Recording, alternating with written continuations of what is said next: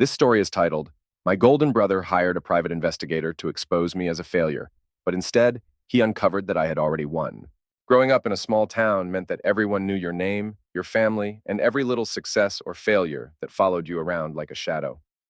It was a place where reputations stuck, where you could never quite escape the role people assigned to you from childhood. And in my family, those roles were painfully clear. My older brother, Eric, was the golden child, the embodiment of everything my parents admired and valued. And me? Well, I was the perpetual afterthought, the one who never quite measured up, the footnote in a story where Eric was the star. Eric was the type of guy people gravitated toward. He had an easy, confident charm, the kind that made people want to listen when he spoke, made them laugh at his jokes even when they weren't particularly funny. He was a natural athlete, a high school football star, who could have coasted on his good looks and charisma alone. By the time he hit 40, he had settled into the life my parents had always dreamed of for him. A well-paying job at a car dealership, a house that screamed suburban success, two boys who were just as athletic and competitive as he had been, and a wife who fit perfectly into the image he had carefully crafted. He liked to remind me of all of this whenever we saw each other. He never outright said it, but there was always an underlying message in the way he spoke, the way he carried himself, the way he glanced at me with something that teetered between amusement and pity. He would casually drop comments about his latest expensive purchase, the bonuses he was raking in at the dealership, or the private sports training sessions he was paying for his kids. And somehow it always circled back to how lucky I was to have a brother like him, someone who could offer me guidance, show me the ropes, help me figure things out. My parents, though they would never admit it outright, saw him as their greatest achievement. In their eyes, he was everything a son should be, strong, successful, admired. And then there was me. I wasn't particularly athletic. I wasn't particularly outgoing. I wasn't, by their standards, particularly anything. From the time I was a kid, I understood that Eric was the benchmark against which I would always be measured. And no matter what I did, I would always come up short. My father, a man of few words but heavy expectations, would watch Eric tear across the football field with pride in his eyes, while I sat on the sidelines, struggling to catch my breath from an asthma attack. I remember one particular afternoon when I was maybe 10 or 11, watching Eric score the winning touchdown while my mother and father cheered from the bleachers. I had spent the game curled up at the edge of the field, my inhaler clutched in my hands, trying to pretend it didn't bother me. But it did. It always did. My mother, though softer in her judgments, wasn't much better. She had grown up in a strict, traditional household, where men were expected to be strong, successful providers. She wanted to see Eric thrive, and he did. She wanted to see me follow in his footsteps, but I never quite fit the mold. I wasn't the tough, resilient kid who could take a hit and shake it off. I was the quiet one, the one who always had his head buried in a book, the one who cried too easily and took things too personally. I was the one who was always just a little too slow, a little too hesitant, a little too different. School wasn't much of a refuge either. While Eric had breezed through with a natural confidence that made him popular among teachers and students alike, I struggled. I wasn't stupid, but I found it difficult to keep up, my grades hovering somewhere between barely acceptable and outright disappointing. A 2.5 GPA was enough to get by, but not enough to impress. When I made the decision to go to college, it wasn't because I had some grand vision for my future. It was because I wanted to prove, at least to myself, that I could do something right. I scraped together the money, took out loans, and enrolled, only to find that I still didn't quite belong. The classes felt overwhelming, the expectations suffocating. By my second year, I dropped out. My parents were horrified. My father didn't say much, but the look on his face was enough. My mother sighed, muttered something about wasted potential. Eric, of course, had a different reaction. He didn't look surprised. In fact, he almost looked satisfied. He clapped a hand on my shoulder, offered me a smirk that barely concealed his condescension, and told me, in the kind of tone people use when they think they're being helpful, that college isn't for everyone. I wanted to hate him for it, but the worst part was that I wasn't sure he was wrong. For years, I let them believe that I was just coasting, barely scraping by. I'd stopped trying to convince them otherwise. They assumed I was struggling, assumed that my life was a series of missed opportunities and half-hearted attempts at success. And I never corrected them. Because what they didn't know, what they had never bothered to ask, was that while Eric was busy basking in the glow of his small-town success, I was quietly building something bigger than he could ever imagine. If there's one thing I learned growing up under Eric's shadow, it's that people don't expect much from someone they've already written off. They stop asking questions, Stop checking in. Stop wondering what you're doing with your life because, in their minds, they already know the answer. I realized this sometime in my early 20s, after I dropped out of college and found myself drifting, trying to figure out what exactly I was supposed to do with a life that had never felt like it belonged to me in the first place. For a while, I let myself believe that maybe they were right, that maybe I was a failure, that I was simply destined to live in the margins of Eric's success story, a side character whose only purpose was to emphasize just how bright he shined. I worked odd jobs, scraping by with whatever I could find, stocking shelves at a grocery store, assisting in a local hardware shop, doing temp work that barely paid enough to cover my rent. None of it felt like it mattered, and maybe that was the worst part. The feeling that I was just going through the motions, existing rather than living, while Eric continued his steady climb toward the life my parents had always envisioned for him. But life has a way of surprising you, sometimes in the smallest moments, the ones that don't feel important at the time, but end up shifting everything. For me, that moment came when I took a part-time job at a comic book and video game shop in town, a job my parents, of course, considered beneath me, something they assumed was temporary, just another sign that I wasn't serious about building a future for myself. But what they didn't understand was that for the first time in my life, I had found something that made sense to me, something that made me feel like I belonged. It wasn't just about selling games or discussing the latest superhero movies with customers. It was about the community, the people who walked through those doors every day, searching for something they couldn't quite find anywhere else. It was the late-night conversations with fellow enthusiasts, the camaraderie of shared interests, the quiet understanding that, for many of us, these stories, these worlds, were more than just entertainment. They were escape, identity, meaning. And that's where I met Jason. Jason was the kind of guy who could talk for hours about everything from retro game mechanics to the intricacies of coding. And unlike most people in my life, he didn't see me as Eric's lesser brother or a college dropout with no direction. He saw someone with potential, someone who understood technology, even if I had never thought to pursue it before. We spent countless hours after work brainstorming ideas, tossing around concepts for apps, software, anything that could turn our shared passion into something tangible. It started small, just the two of us in his cluttered apartment, surrounded by empty pizza boxes and energy drink cans, our laptops open as we scribbled ideas on a whiteboard Jason had salvaged from a university dumpster. Neither of us had money, and neither of us had any grand illusions about striking it big. We were just two guys who loved what we did, who saw possibilities where others saw wasted time. For the first time in my life, I felt like I had a purpose, something that wasn't about proving myself to my parents or trying to outshine my brother, but something that belonged to me, something I could shape with my own hands. We started by offering tech support to local businesses, fixing broken systems, optimizing networks, troubleshooting issues that seemed impossible to the average office worker. It wasn't glamorous, but it was ours, and that was enough. We built a reputation, slowly at first, but word spread, and before we knew it, we had real clients, real contracts, real money coming in. I never told my family. I never corrected them when they assumed I was still working at the comic shop, wasting away in a job that, in their eyes, had no future. Let them believe what they wanted. Let them whisper about my lack of ambition while Eric continued to be the shining example of success. It didn't matter. I had something bigger than their approval. I had built something with my own two hands, something that no one could take away from me. And then, one day, everything changed. Jason, ever the ambitious one, had been talking about scaling up for months.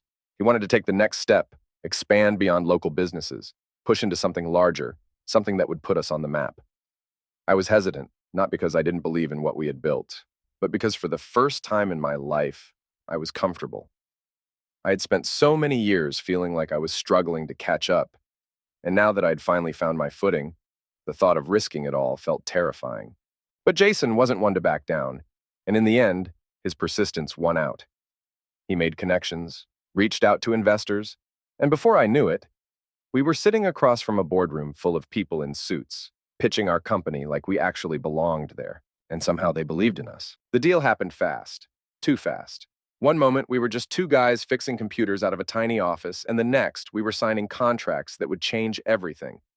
Jason had decided to sell the company, our company, to a larger corporation, and while I wasn't sure how I felt about it, the reality was undeniable. The payout was more than I'd ever imagined, more money than I knew what to do with. I walked away with cash and stock options, enough to live comfortably for the rest of my life if I was smart about it. Jason, always the dreamer, moved on to new ventures. eager to chase the next big thing, while I took a step back, unsure of what came next. I bought a small house in a good neighborhood, nothing flashy, nothing extravagant, just a quiet place that was mine. I drove an old car, furnished my home with second-hand furniture, and lived a life so unassuming that no one would ever suspect I was sitting on a fortune. And still my family believed I was struggling. Still they pitied me. Still they whispered about wasted potential and missed opportunities. Eric in particular never missed a chance to offer unsolicited advice, never hesitated to remind me that he was there if I needed guidance, as if I were some wayward child who had lost his way.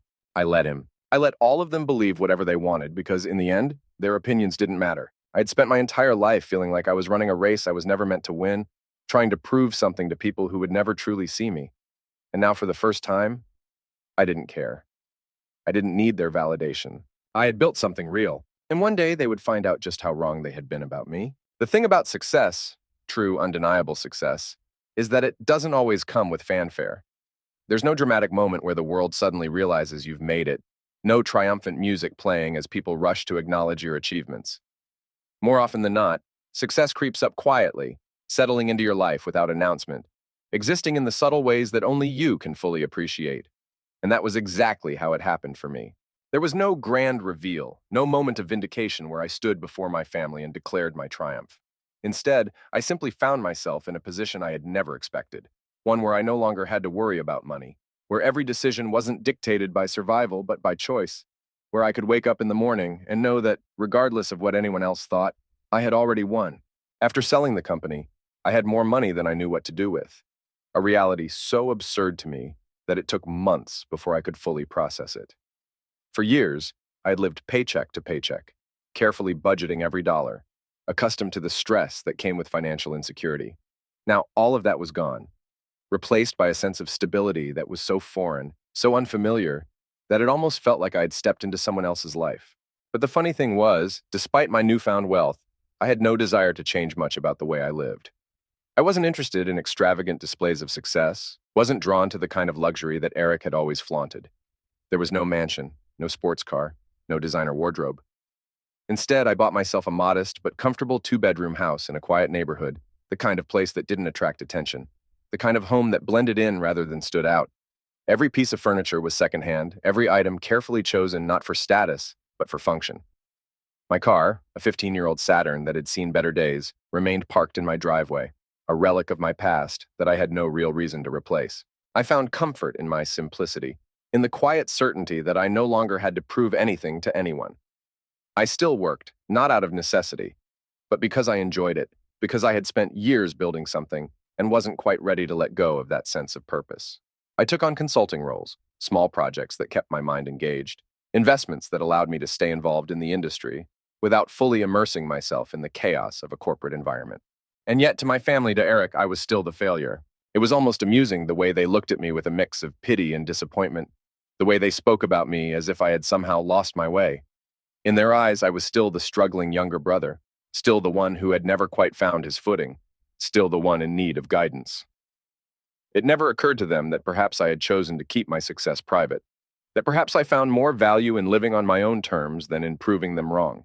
Eric, in particular, seemed to relish in his role as the superior sibling, never missing an opportunity to remind me of his success, to offer unsolicited advice as if I were some lost cause in desperate need of his wisdom. He would talk at length about his latest achievements, the promotions, the bonuses, the vacations his family took every year, the expensive toys he accumulated without a second thought. His voice carried the weight of someone who believed, without question, that he had figured out the secret to life, and that it was his duty to impart that knowledge onto me, whether I wanted it or not. He had no idea. He had no idea that the money he worked so tirelessly to earn, the wealth he flaunted as proof of his superiority, was nothing compared to what sat untouched in my bank account. He had no idea that the financial security he chased with such desperation was something I'd already achieved, something I had long since stopped worrying about.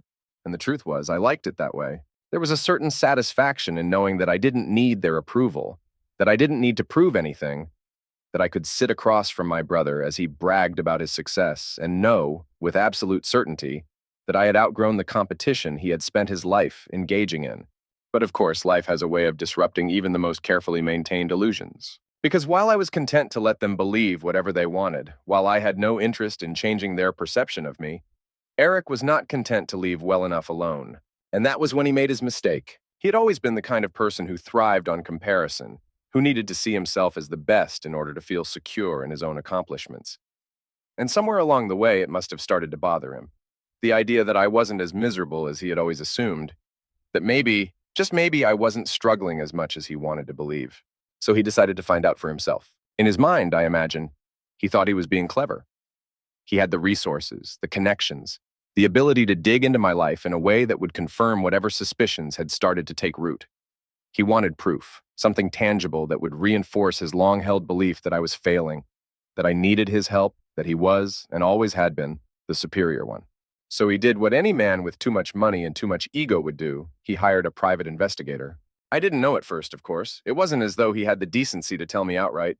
But looking back, the signs had been there. The odd questions he started asking, the way he suddenly seemed more interested in my life than he ever had before, the smugness in his voice whenever he spoke as if he had uncovered some great secret. And then one day everything changed, because the investigator didn't find what Eric was expecting. He didn't uncover some tragic tale of failure, didn't stumble upon a life of debt and desperation. What he found instead was the truth, the house, the investments, the consulting work, the wealth that I had quietly built without ever feeling the need to broadcast it. Eric had gone looking for proof of my failure. Instead, he had found undeniable evidence of my success, and he had no idea how to handle it. First update. There's something almost poetic about the way people reveal their true nature when confronted with a reality they never expected, when forced to reconcile the version of the world they've carefully constructed in their minds with the undeniable truth staring them in the face. And Eric, the golden boy, the chosen son, the one who had spent his entire life basking in the glow of his own self-importance, was not a man who handled unexpected truths well. For as long as I could remember, he had lived in a world where he was the benchmark for success, where his accomplishments stood as proof of his superiority, where I existed not as an equal, not even as a shadow, but as a footnote in his story. Someone to be pitied, someone to be guided, someone whose life would always serve as a cautionary tale. He had never truly questioned that belief because, in his mind, there had never been any reason to. It was a fact as unshakable as the ground beneath his feet, as natural as the air he breathed. But then he went looking for proof, and what he found shattered that illusion in a way that I don't think he had ever anticipated. I don't know exactly when he hired the investigator. Maybe it had been after one too many family gatherings where I didn't seem as miserable as he thought I should be. Or maybe it had been a slow, creeping doubt that had taken root in his mind over the years, something he couldn't quite shake, a nagging voice whispering that there was something he didn't know, something that didn't add up. I imagine he had expected an easy confirmation of what he already believed, a simple report outlining a life of mediocrity, a struggling existence that would reinforce his role as the successful brother, the one who had it all figured out. But that's not what he got. What he got instead was the truth. The house in the nice neighborhood, the investments, the consulting work, the quiet but undeniable financial stability that far surpassed anything he had ever achieved. He got numbers, undeniable figures that didn't just suggest success, but confirmed it. Numbers that made it painfully clear that the brother he had always pitied, the brother he had condescended to for years, had built something far greater than he ever had. And Eric, a man who had spent his entire life believing that he was superior, simply did not know how to handle that. I found out about the investigator in the most fitting way possible, through Eric himself, though I doubt that had been his intention. The moment I saw him at our parents' house that weekend, I knew something was off. There was a stiffness to him, a barely concealed tension in the way he carried himself, as if he were holding on to something he couldn't quite contain. For the first time in years, he wasn't looking at me with pity or amusement.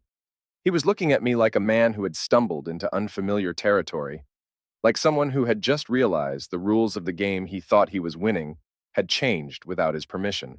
And then, with a kind of forced casualness that did nothing to mask the underlying resentment in his voice, he started asking questions. Not direct ones, Eric had too much pride for that, but subtle, probing inquiries that made it clear he had information he didn't know how to process, that he was trying to make sense of something that directly contradicted everything he had ever believed. He danced around the subject, testing the waters, waiting for me to confirm or deny what he had discovered. But I gave him nothing. I watched as his frustration grew, as his carefully constructed facade began to crack under the weight of his own disbelief. I let him squirm, Because for the first time in my life, I held the upper hand. Not because I had more money, not because I had built something successful, but because I had never needed his validation in the first place. That was the difference between us. Eric had built his identity around the idea of being the best, of being admired, of being the one others looked up to. His sense of worth was entirely dependent on external recognition, on the constant reinforcement of his status. But me? I had built something real, something that existed regardless of whether anyone acknowledged it, something that wasn't defined by their approval or their expectations. And now, faced with undeniable proof that his assumptions had been wrong, Eric was unraveling in front of me. Eventually, he cracked. The questions became less subtle, the tension more pronounced, until finally he let it slip, that he had looked into me, that he had wanted to understand my situation, that he had just been concerned about me. He said it like he expected me to be grateful, like I should somehow appreciate the fact that he had gone behind my back to dig into my life, as if this was some grand act of brotherly care rather than a pathetic attempt to confirm his own superiority.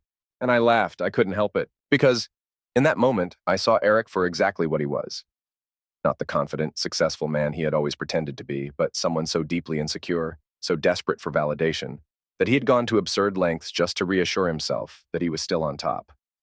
And when he realized that he wasn't, when he realized that he never had been, he didn't know what to do with himself. He tried to act like it didn't bother him.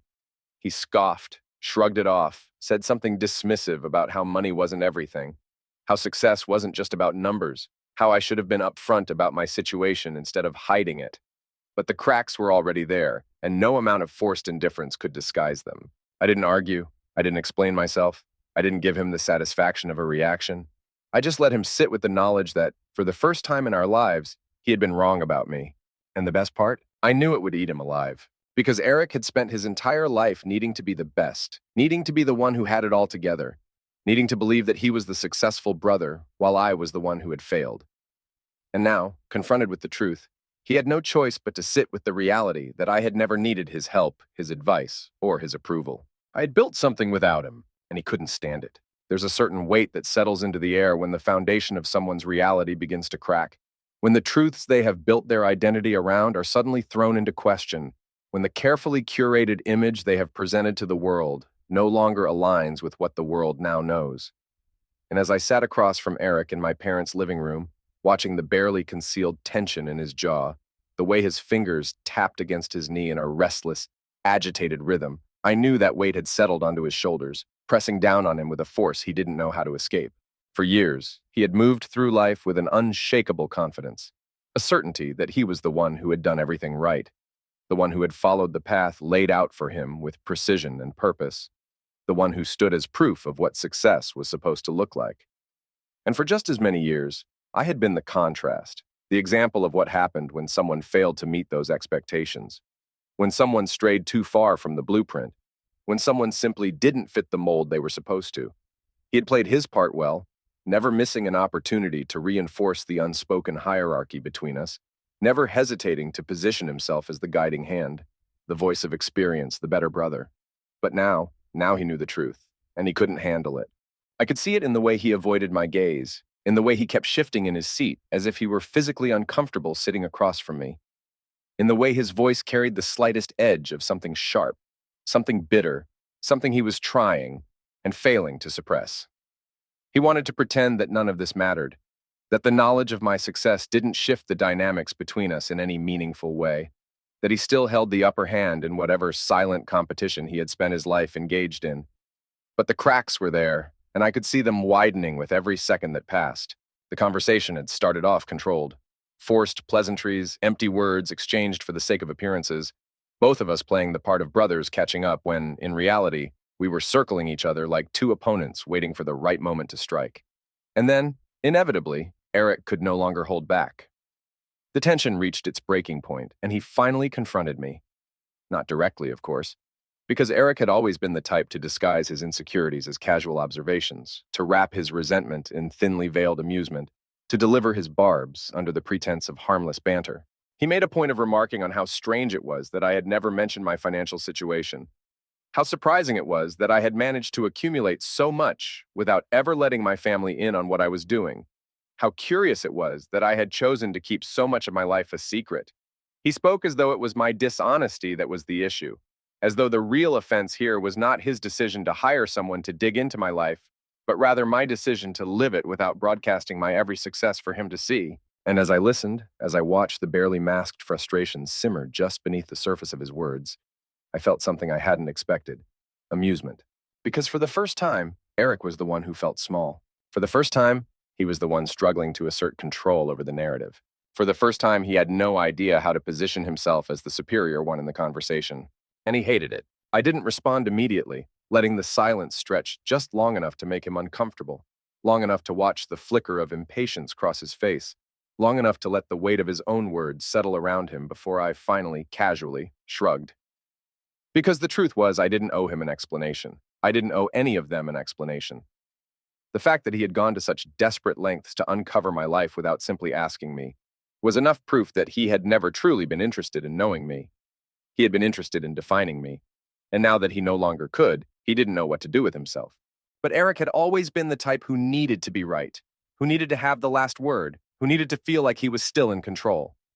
So, of course, he didn't stop there. He took the conversation further, stretching it into territory that revealed far more about him than it did about me. He started talking about value, about purpose, about how success wasn't just about money, how it wasn't just about numbers in a bank account or investments in a portfolio.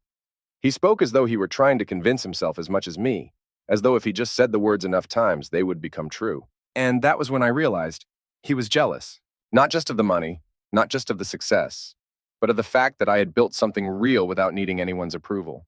Because that was the thing about Eric. He had spent his life chasing validation, structuring his every move around the need to be seen, to be admired, to be recognized as the one who had it all together.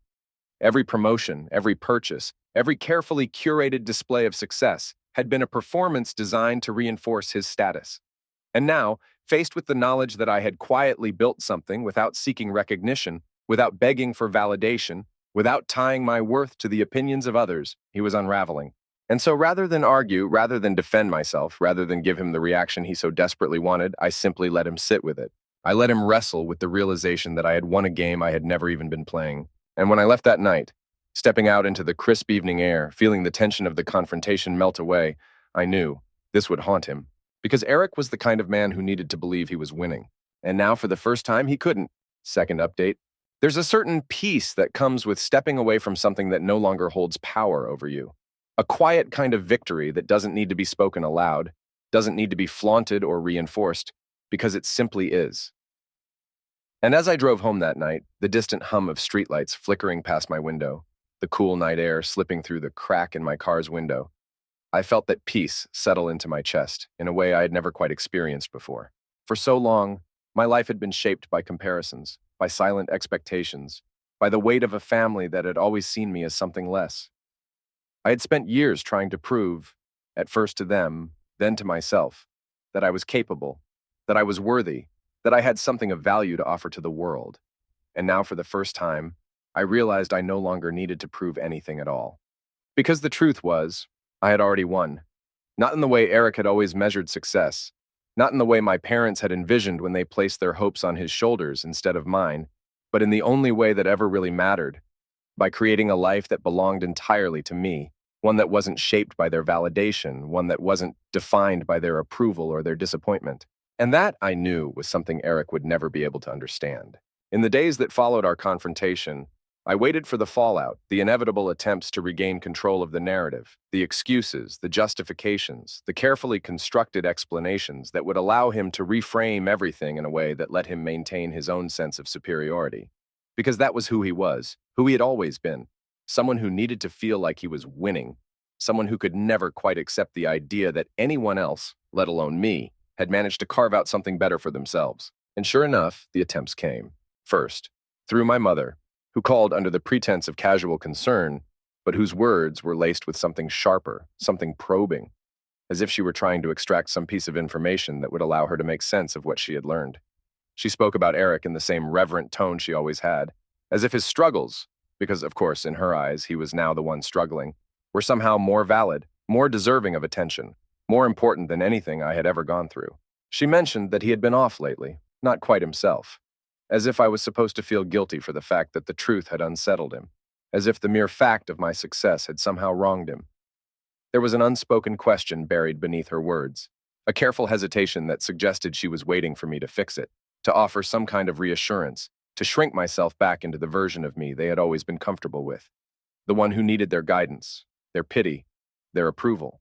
But I didn't, because I wasn't that person anymore. So I let her speak, let her dance around the subject, let her search for some explanation that would allow her to place Eric back on his pedestal.